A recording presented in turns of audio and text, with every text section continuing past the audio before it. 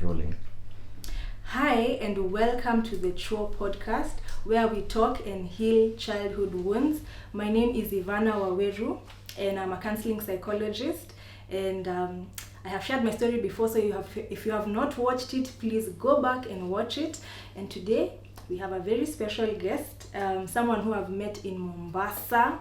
Yes, kama mmeenda Mombasa, you should know this guy. Yeah, he runs the nightlife of Mombasa. Anyway, I'm joking, but he does a really good thing he'll tell us about. And yeah, if you're in Mombasa, you should really plug into what he's doing. You won't be a bored person or a boring person. Sawa. So, welcome. Thank you. Please introduce yourself. Sometimes I think of your name and I don't know how to say it. Ningumu, Ningumu. Kwanza ile inaanza na G. The second one. Okay, so sitaki kuisema, but at least Iddi is obvious. Yeah. Which one is the first one? Iddi. Iddi is your first name? Yes. Okay. Hebu tuambie jina yako vizuri. My name is Iddi Ganguma. Iddi Ganguma. Yeah, there you go. Nice. Singumu. Okay. Ganguma. And Ganguma is from which part of the world? South Coast.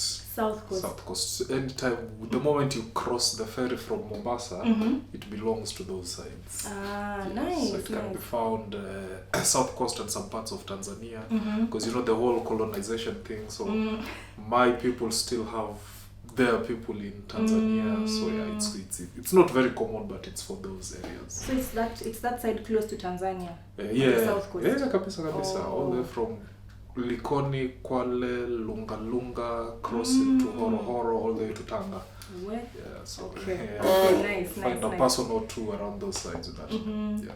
Yeah, I will make sure. I don't tour a lot. Yeah. You told me that my show is serious. He told me my show is serious. Is it that serious, guys? Ama nilifanya mkalia siku moja. You tackle serious topics. Yes, yeah. But they're not that serious. We'll make it light. So tell us about yourself, maybe what you do. I have told people you in Mombasa, they need to find you. Yes. Yeah, so tell us, what is that finding we need to do with you? When they find me, when they're looking for me, they should look for me after 5. Yeah, After because 5 after PM. 5, yeah, because from 9 to 5, I'm a banker. I work in a bank, so they can't, unless they want a loan, I won't be much help for them. But after 5, that's when my real life begins. Now I run a small company. It's called FUNDEMONIUM Experiences, and we're all about alternative, what I call alternative fun, because we realize that in Mombasa, for many people, the idea of fun is one of two things: whether going to the club or to the beach. True. That's like 90% of what people do. So if you're not into the beach and you don't like clubbing, you find that other forms of fun are quite limited. That's true. So I started this thing called FUNDEMONIUM. We do the thing that we do most is quiz nights. There are people who like quiz nights. They like to come to socialize, to network, to meet new people, to test their knowledge, to learn new things. Yeah. Other than quiz nights, we also do game nights where people meet again. We play charades, Pictionary, all that kind of stuff. We also have board games, hangouts. Yeah, we play Monopoly, Risk, Scrabble, chess. So it's just a group of people meeting and playing board games. But at the end of the day, it's all about interacting, networking, having fun, and unwinding. We also do treasure hunts. Yes, all over Mombasa. We've done about 3 so far. Nice. Where people compete in an amazing race. You know the Amazing Race? I know. The TV show. Season, yeah, whatever, the series. Yeah. So yeah, I borrowed that concept and in a small way. So people run all over Mombasa, solving clues. You know, Really? yeah, testing how well they can work as teams. And How frequently do you do that? maybe once or twice a year, because it's I don't have that big a budget, and it's really so It's demanding. if you want to invest in FUNDEMONIUM, I will also help you look for donors. Donors, sponsors, whatever. Yeah. So that's that kind of fun. That's what we do. Team building activities as well. Yeah, outdoor games. Just anything that's not clubbing or going to the beach, count us in. Meskia. Mombasa is not only the beach and the clubs. No, there is FUNDEMONIUM. So I think I've gone to your events a few times, and I think, yeah, even the quality of people there are people who think a lot, people who are into, I think they're very smart. I came for a quiz night, and the quizzes, I only got one answer. Like, luckily, we were in groups, and so that's the beauty. So you meet people, and yeah. And I think you also, what do you like? What's your interest in terms of, you do puzzles? Yeah, personally, you're intellectual. Is it called intellectual? We'll get to that. Okay. We'll get to that. Okay. Yeah. Yeah. Okay, so a banker and a Fundemonium CEO. Doesn't call himself a CEO, but he is. Yeah, and event planner. Yes. Yes. Plan events as well. Small events. So yeah. When you're getting married, look Amen. me up. Amen. So what inspired you to start Fundemonium? Inspiration for starting Fundemonium was it's a lot of it's a lot of things. Shout out to two of my friends, Beverly Mumbo and Gago, a friend of mine called Gago Riga. So what happened was we'd play these games online. Okay, that time Beverly was in the US, Gago lives in Dubai, and here. So we'd get a small group of friends and play these games online. Yeah. Or sometimes I'd invite friends to my house and we'd play, the games that we play. And then COVID happened. COVID happened. So now nobody wants to, you can't invite people to your house. You're afraid of inviting people to your home. Yeah. So now you can only do it online. And then, other than as a part of COVID, the other thing that happened was the two things I told you. Mombasa people are mostly into are beach and club. And because of COVID, no access to the beach, clubs are closed. People were going crazy. Okay, because many times it's during the day on Friday morning, in the evening I'll go clubbing. Then Saturday we can go to the beach or something. That's true. But now it's Friday morning, there's a whole weekend coming. Yeah. You can't go to the club, you can't go to the beach. What are you going to do? Yeah. So Pole Pole, the small group that I had amassed of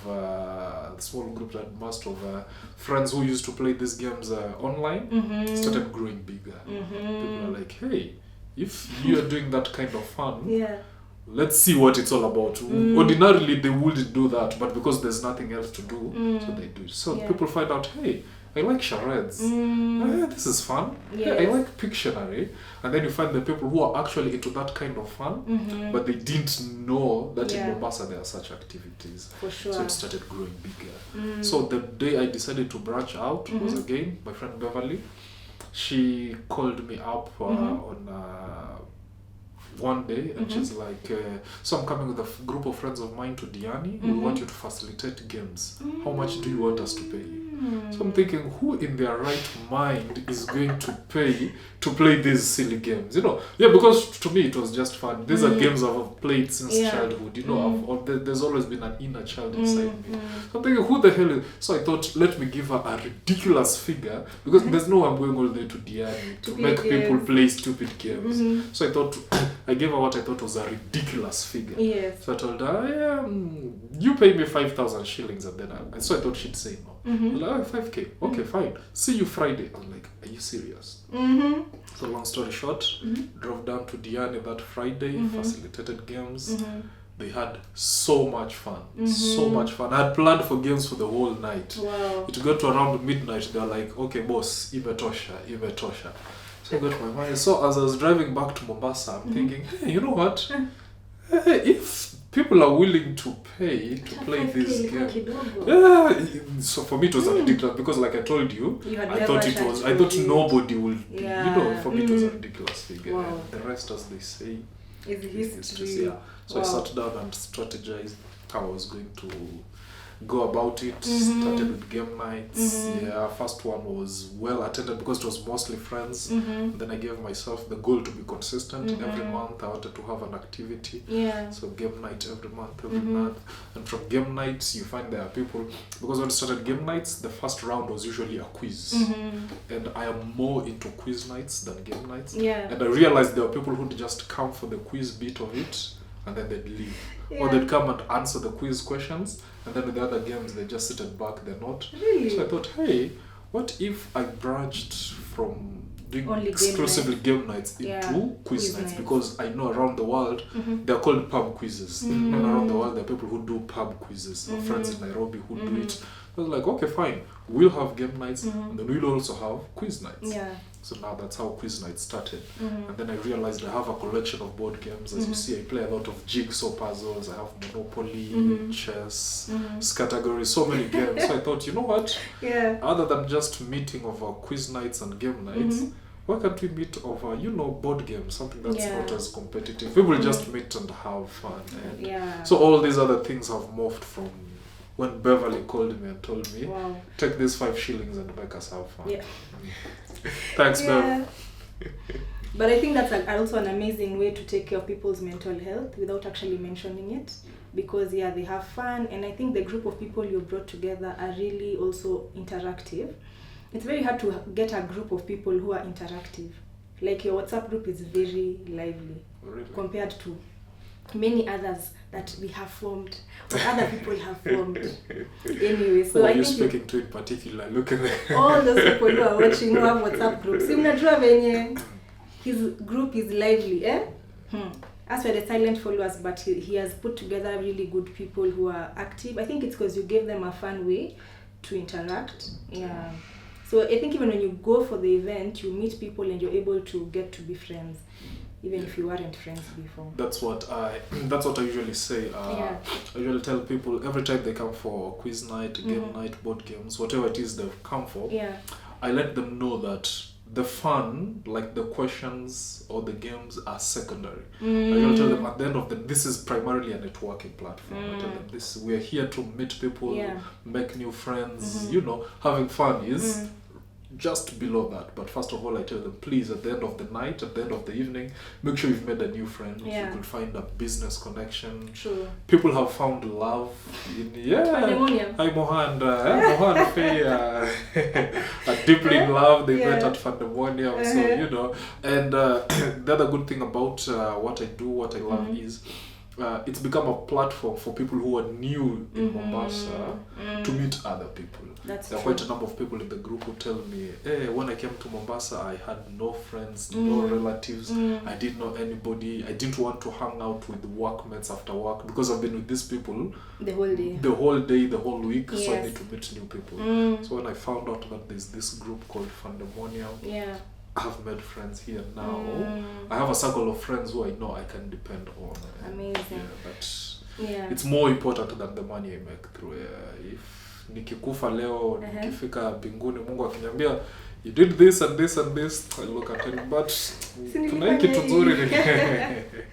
That's my saving grace. That's amazing.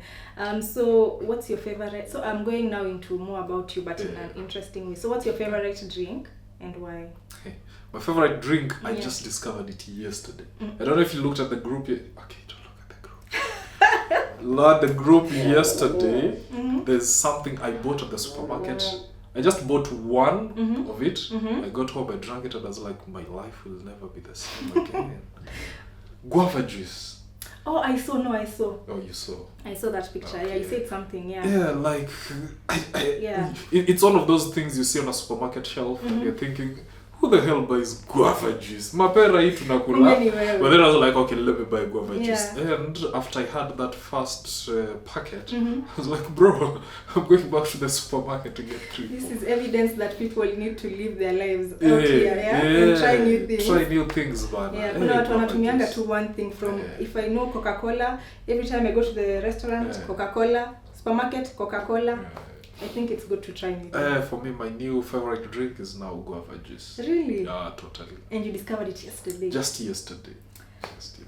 That's very interesting. No, but before yesterday, what was your favorite drink? Before yesterday, I liked... I'm more into juices. I love juice. Pineapple juice. I love... Pineapple, for me, it's my favorite fruit. Because it's sweet and it's succulent and it's, is it always sweet? Okay, it depends on if you know how to pick them, if you know how to choose them. Yeah. There are some fruits that have a cult following. I'm not going to mention them. But nikisema nachukia I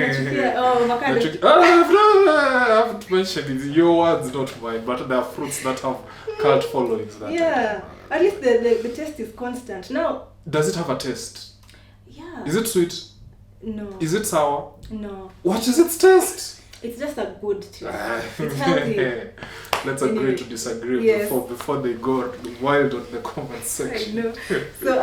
So 3 assumptions people make about you on the first impression that are usually wrong. Okay, I'll take you back to when you said that I'm intelligent. It's a wrong assumption that people have about me. I think so. Yeah, when people see me like, hey, you do quiz nights, maze, hey, quiz map, hey, when I'm smart, I don't think I'm as in. Okay, maybe I may have we all have a little bit of intelligence, but I don't think I'm as intelligent as people think I am. And I say that because I have met intelligent people in life. I have met smart people in life. And that put me square in my place to know that I'm just of average intelligence. My memory sometimes, some concepts like, I remember in primary school, I used to perform well in primary school, but I remember, unakumbuka zile sabu za, if 3 men can dig a hole, can take 2 hours to plant as nini. How many hours I used to struggle with that math. And I was among the top students in class, and even the ones who were in the lower ranks. Boss, I just couldn't wrap my head around it. And I went to a high school that was full of smart people, like really, really smart people. That's when I knew. Hey, you also one of them. That's why you went to there. I don't know about that, but okay, that's. But what you're saying, to be fair, is what a smart person would say. So we can't take you seriously. That's what intelligent people say. They're like, oh no, ni God. I'm not sure. Okay, I don't know about that. I think that's. You're just trying to be humble. You've asked me a question and I've answered to the best of my knowledge. So that's number 1. That's number 1. Number 2, the second misconception, this used to happen especially when I was in high school. People assume that I'm from a very rich family, and if not very rich, they assume that I'm from a well-off family, which is far from the truth. Yeah, because in high school, it wasn't to a large extent, but it was to a small extent. There were cliques, and there were the rich kids, the Nairobi, you guy, my guy kids. And then there are people from the village, like myself. I'm from the village, small town in Kwale called Golini. That's where I'm from. And we were not, we were not poor, but then again, we were not rich the way people assume that I'd be rich. Like, I had it said, so I had summarized very well by somebody. They said, we were not poor, but there's a lot of things we couldn't afford. We always had electricity at home. We never slept hungry. But then again, there was a lot of things that we felt we needed that we couldn't. So that's the second assumption. Was it because you were in the clique for rich people? No. That's the thing. So when I got to high school, you find that you not that you gravitate towards them, but the richer cliques tend to accept you. They take you as one of their own. I don't know why. I have no idea. But then when you try to hang around more of the, people who you believe are in your level, they tend to be like, boss, those guys over there, you can. I'm like, no, but I'm one of you. They're like, no, you believe. So trying to find out. But I've always given that impression, which is far from the truth. So probably it's inborn. You were just born with it. You are meant to be rich. From your lips to God's ears, I hope so. Even not mine, even those guys who are assuming that you're from a wealthy family. Yeah, but as I was in high school 20 years ago, why am I not rich? Nitangojea mpaka lini nikuwe you're rich? Maybe you are. Niona tu unatuchocha hapo unatuambia. And then the last you've asked for 3, right? Yes, yes. The last misconception people have about me is that I'm a quiet guy. When people see me, when people see me during my day job at the bank, and then they see me doing FUNDEMONIUM in the evening, they're like, are you the same person? I'm like, yeah. I'm like, no, you are this quiet, focused, serious guy. I'm like, no, I'm serious because I have bills to pay, but this is how I live, this is my life. I like to make noise, I'm very competitive, which is again another downside of FUNDEMONIUM, because since I'm organizing these games, I don't get to play these games, but I'm very, very competitive. I fight, I scream, I fight for points, I make noise. So yeah, there's this misassumption that Iddi is a quiet guy, he's a serious guy. You look, yeah, like my sister over there, she like used to tandika kids, because that's how we were raised, so that's how you raise kids, and they know I'm a serious, when I say what wafanya homework, but deep down I'm a really noisy, chatty, fun-loving character. Interesting. You have two sides of you. No, I have one side, the fun side. This other side is because kujekelea. Na pia maisha imekuwekelea hapo. Now when your sister calls you on a Monday morning, bro, sina pocket money, you can't laugh about that. You have to be serious much. Oh gosh. Amekusikia. So let's go to the next one. Yeah. What's your best childhood memory? Like when you look back, what was your best childhood memory? My best childhood memory was... Wow, that's a deep one, eh? But yeah, it's okay. I told you yours is a deep podcast. Yeah. So I come from we're a very tight-knit family. Yes, yeah. Me, my two brothers and two sisters, and my father and mother. We lived in a small house, very, very tight, and it was a very fun house. There was always laughter. There was always music. Sometimes wazee would not agree amongst themselves, but then they let us know that's just between them. So there's a lot of countless memories that I enjoyed as a kid, being part of that family, being in the family. But if I was to pick just one memory, I'd exclude my family and talk about my two friends who... So we lived in the village, but in the village there's a town. So there's Golini village and then there's Kwale town. So my grandfather lives in Golini village in a big compound that had a lot of trees and a lot of fruits, mangoes, oranges, guavas. So we'd usually make the trip every now and then. It's like a half an hour's walk. So me and my friends, I used to have two friends. We had one bike and two friends, and three of us would fit on that one bike to go to my grandfather's place, just to kula maembe and machungwa. So, and the bike didn't have a carrier, it was my bike. So one person would be sitting on the seat, one person would be seated on the frame, holding the handlebars, the other person would be standing at the back. There's a way on the tires, there's a kuna tuchuma tumetokea huku na huku. Yeah, so you just stand there. So mwenye amesimama nyuma, so let's say I'm the one who's seated on the saddle, okay? Mwenye amesimama nyuma amenishika kwa mabega, okay? Na mimi mwenye amekaa kwa frame nimemshika kwa mabega. Then yeye sasa, yeye ndio mwenye amekaa kwa frame, yeye ndio ameshikilia handlebars, okay? So the one who's seated on the seat is the one who's pedaling. The one who's seated on the frame is the one who's steering. The one standing at the back is just trying to find his balance. No, you're not enjoying because you're trying to find your balance. I'm sure the dudes in here have tried it at some point. Kama si watu watao sana, but yeah, those used to be, those are really kama walikuwa na bike. Oh.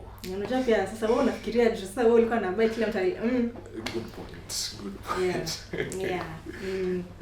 That's nice. I think friends make your childhood better. Yeah. Parents, they are there to make you survive. No, my parents, by the way, I had wonderful parents, and I'm thankful for the wonderful parents that I had. They gave their all to make sure that we were happy to the best of their ability. Sometimes as a kid, you'd be, kwani daddy na hawezi kunibaya, kwani mami naye. But when you grow older, when you grow older, you come and realize, mazee, they were doing their best to give us the best life. So but when you're a kid, you don't see that. You're like, akufanya. So the thing that you'll enjoy most is your friends, not... Yeah, because your friends are, no expectations. No expectations, but with your parents, their parents are the ones who set the rules. Fanya hii, usifanya hii. Wanabo, your time. Yeah. And so, I know this is now deeper. What's your worst childhood memory? Yenye tu unafikanga nasema, thank God I'm out of that. I'm grown up. Thank God I'm grown up. Wow. I know we don't always think that. We always wish we were younger, but what's that one thing? one thing, well, it's not one particular experience that I can think of. I'll think of two maybe, but I used to be sick a lot. If I showed you this part of my leg, there's a lot of scars. There's a lot of wounds. Yeah, because okay, not wounds at the moment. Scars from wounds from my childhood. Yeah. I don't know, I think I had a weak immunity when I was a kid. Nikiumwa na mbu kidogo, you know the way you scratch and then it becomes a wound, okay? When you go to play in the bushes kidogo, you get scratched, you get those marks, it becomes a wound. So I wasn't sick in terms of being hospitalized, but I had a lot of wounds. I just remember having scabs and wounds all the time. Do you remember GV? Do you guys know GV? The brown one? No, purple. Yeah, it was. But it's still there. Is it still there? Yeah. I don't see GV anymore. How we meet now? Oh, okay, fair point. Yeah, but there was always GV and cotton in the house because I always had wounds and it was clearly that's why I was saying maybe you were born to be rich, you know. Sasa ulijipata hapo alafu ukaanza ku struggle. And I'm still struggling. So you need to find your way to where you are meant to be. So I that was a not so pleasant childhood experience. And high school as well. Yeah, high school was tough academically because it was people are very competitive, people are very smart. So you've come from a primary school where the moment you drop out of number 3, it's a whole parent teachers meeting, you know. Unaitwa na headmaster like, what's happening?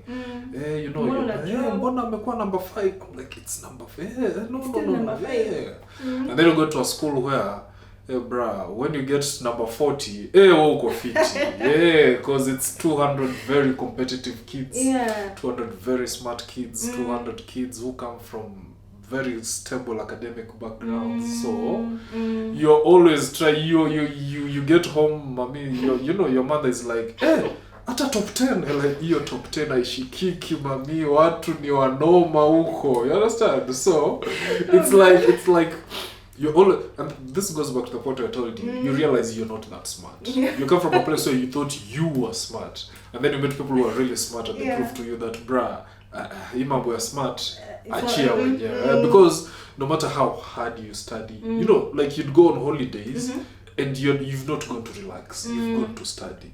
So you come back and you come back better. And that time unajua yenyewe hii term ni term yangu. And results come out and you're like, now.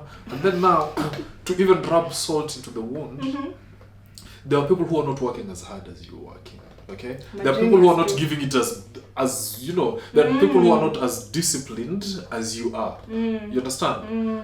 But then the exam results are released and those people are way ahead of you. So you start wondering. That's when you start appreciating the natural brilliance and intelligence of some people. Because these people, they'll read something once and they'll understand it. You will read it the night before the exam. Na ifike kwa exam and you're trying to remember, okay, hii part ilikuwa inaitwaje? Ilikuwa inaanza na G. You know. But let me ask you, do you think it's about academic excellence or it's about street smart? You know, like if you were to rate yourself, are you rating yourself in terms of academic excellence or pure street smart? There are people who are really smart in books and then in life, unapata tu.